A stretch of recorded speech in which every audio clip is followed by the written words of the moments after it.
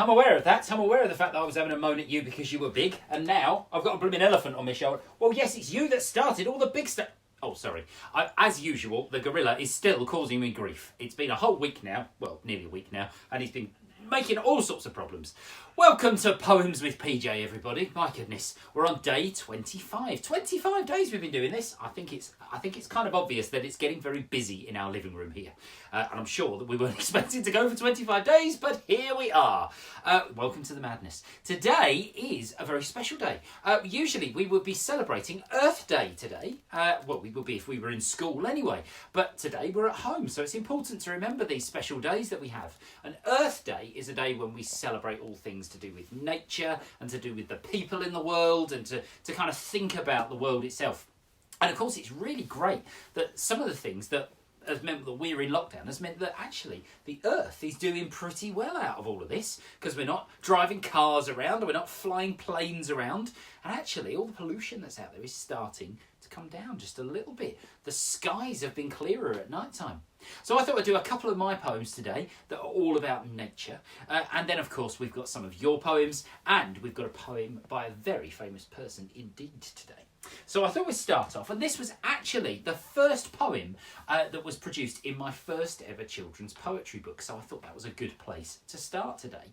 It's called Acorns, and if you look on the picture, this is the picture that is drawn in the book, okay? And it's of two young boys playing in a tree and the acorns falling down from the tree. Now, those two young boys are my young boys, right? Except they're not quite so young anymore. They're now teenage boys, right? And it's called Acorns. An acorn is a tiny thing. It falls down to the ground and gets picked up by a squirrel who just carries it around until he finds a little hiding place and buries it below and leaves the dirt and other things that help the seed to grow. The sun goes up, the sun goes down. The rain falls from the sky. And from that seed, small saplings grow and slowly reach up high.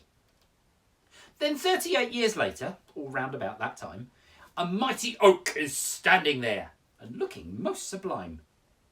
A man arrives with sons in tow. They climb the mighty tree. They scramble up the trunk and shake the branches, twigs and leaves.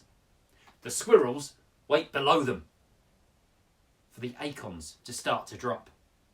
They know just what to do here, as this story never stops. So you can see in the picture, the two boys are up in the tree and he says, "Hey Dad, I'm in a tree!" And then down the bottom, there's a squirrel waiting below, waiting for the acorn, all right? And waiting to get on with doing what he's doing, all right? That one's called Acorn. So maybe that's something you're doing. Maybe you've planted something. I've tried planting some things. I don't know if they're going to grow or not. I've planted some tomato seeds and I've planted some potatoes to see if we can grow new potatoes. Because if we're going to be in for a little while, I thought, well, why don't we try and grow some new things? Well, other people that have been writing fantastic stuff over the years are all in this book that we've been sharing. And today's one that I'm going to share with you is a poem that I've held off sharing for a little while, because it's one of those ones that kind of, when I read it, I kind of get a bit emotional, makes me cry a little bit.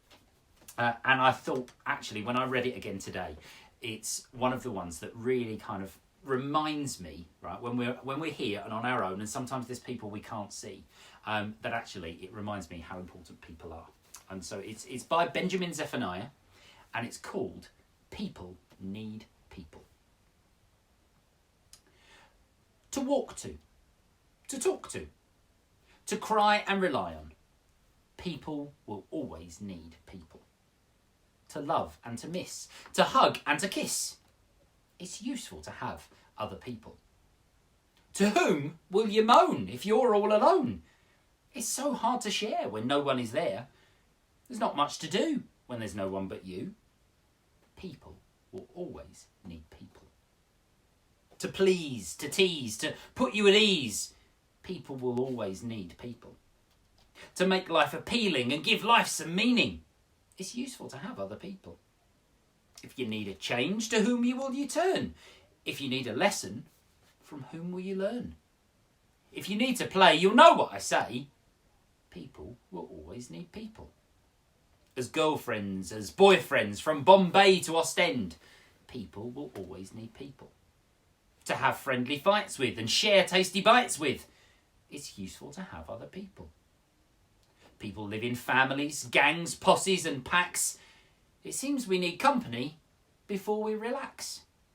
So stop making enemies and let's face the facts. People will always need people.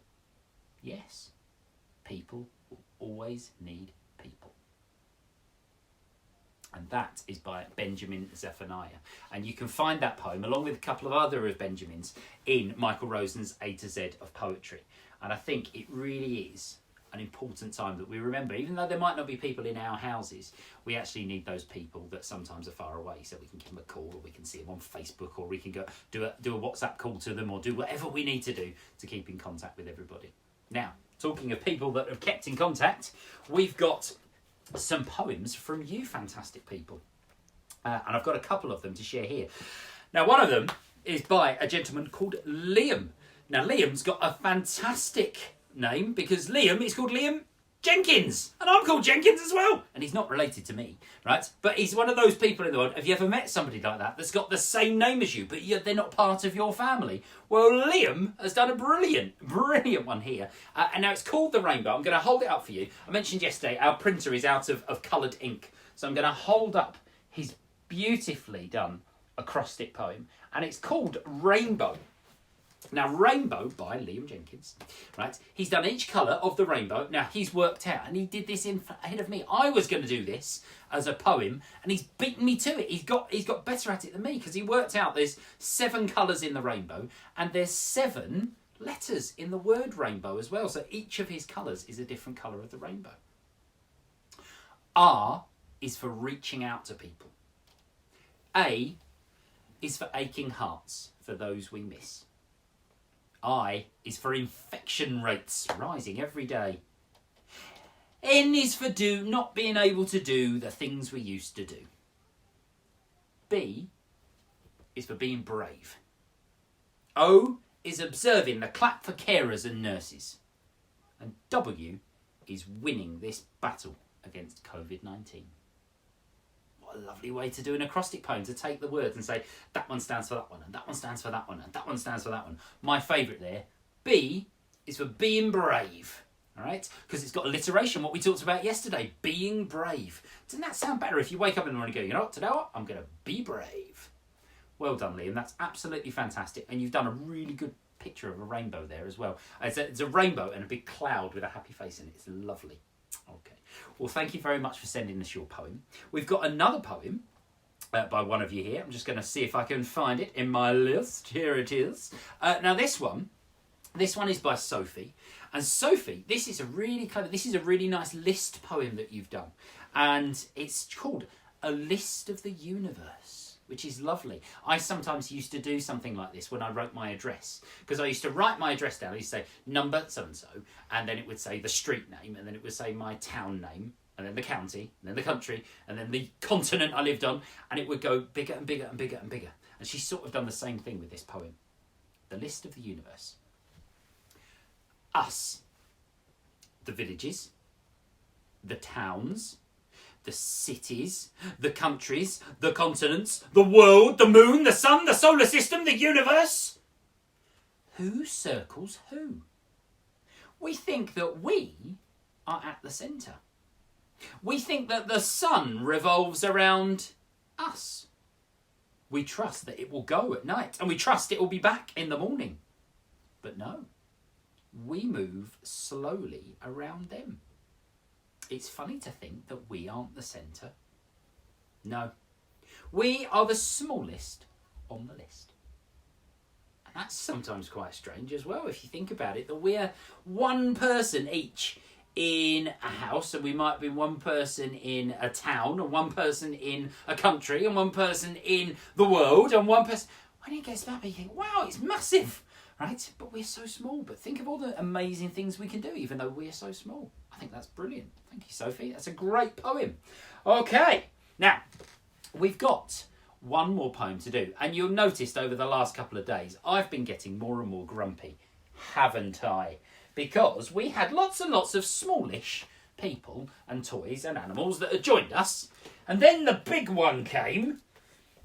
And then an even bigger one came. And they were getting bigger and bigger and bigger. Except today we've got a tiny one. Today, this is our octopus. And this is a homemade octopus that was made about 20 years ago. It's got sequin suckers, right? And this octopus is going to join us today. Now that means that this poem is something about the sea. And the reason I wrote this poem about the sea was because I saw a programme a little while ago, David Attenborough, who you might know, he's doing the geography lessons on BBC at the moment. Okay, if you've seen any of the BBC bite-size programmes, he's teaching geography to people.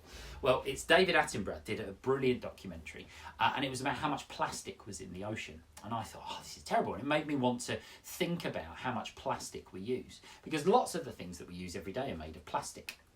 But sometimes we just throw it away and it ends up in the oceans. So I wrote this poem called Plastic Fantastic. Plastic's fantastic, with its bottles and pots, containers and packets. There's lots and there's lots.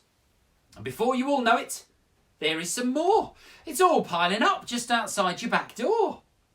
But that's not a problem. It's taken away, no longer an issue for you this fine day. Off to the landfill, off to the pile, and there it will stay for more than a while. 1,000 years, give or take a few. It'll outlive me. It'll outlive you. But not all your plastic gets dumped in the ground. Some's taken to sea, where it floats all around. So the fishes and the sharks and the dolphins and the whales start to notice all over their fins and their tails all manner of stuff they have to avoid, like drink cups and straws and small plastic toys that we thought we'd got rid of. But now it appears that plastic will float for 1,000 years. A continent forming from our pointless waste, the stuff we threw out in our rush and our haste to chuck it away and buy something new. Recycling? Oh, it's just too much effort to do. But is it so hard to sort out your stuff? Is it not time we said enough is enough? Is it really so hard to sort out your plastic? Is that massive life change so unbelievably drastic? Of course it's not. Just sort it out. And then, my friend, you're in no doubt that gradually, in some small way, you help to shape the world today. The coolest cat out on the scene. Reducing polyethylene. And polyethylene is the big posh scientific word that scientists use for plastic. So if you can reduce your polyethylene, that means you're stopping the amount of plastic that's going out into the world. Hopefully we are stopping the amount of plastic that's going out at the moment, because we're not going out so much. We're probably not drinking so many like plastic bottles and things like that while we're out and about. Maybe we're hopefully reducing the amount of rubbish that we're doing. Hopefully we can keep that going when we are all allowed back out again and people start to think, you know what, we learned to do it at home. Let's carry on doing it when we're out there. And then I'm almost certain the Earth will be very, very thankful.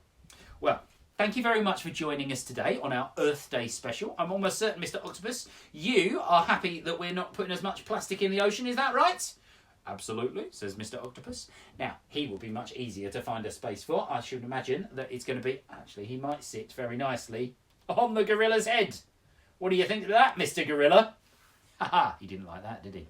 I will see you all tomorrow. Make sure you keep sending us your poems to pauljenkinspoet@gmail.com, and we shall see you all very soon. Bye-bye now.